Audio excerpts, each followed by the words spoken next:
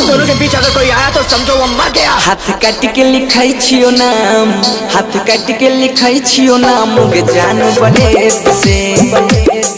हाथ काट के लिखाई छियो नाम गे जान ब्लेड से। हम आशिक छियौ तोहार, हम आशिक छियौ तोहार गे देखना पलट के।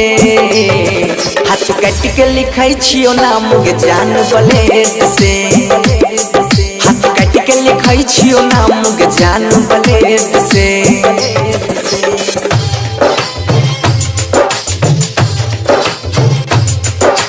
डीजे विकास, डीजे विकास, डीजे विकास। हथियार करा सीतामढ़ी, हथियार करा सीतामढ़ी।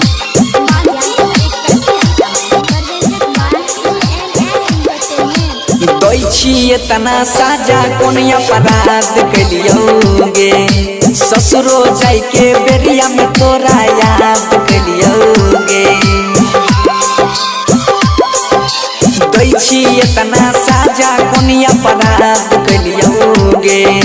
ससुरो जाय के बेरिया में तोरा याद कलियोगे। दिल तोड़ के जाय भी, मुँह मोड़ के जाय भी, बिच रहिया हमें के जान हमारा छोड़ के जाय भी। रोज आँख से बहतै आंसू कूदब फ्लैट से। हाथ काट के लिखै छियो नाम के जान ब्लेड से।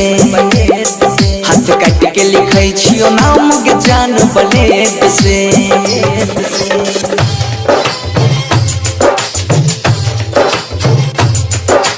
डीजे विकास, डीजे विकास, डीजे विकास। हथियार करा सीतामढ़ी, हथियार करा सीतामढ़ी।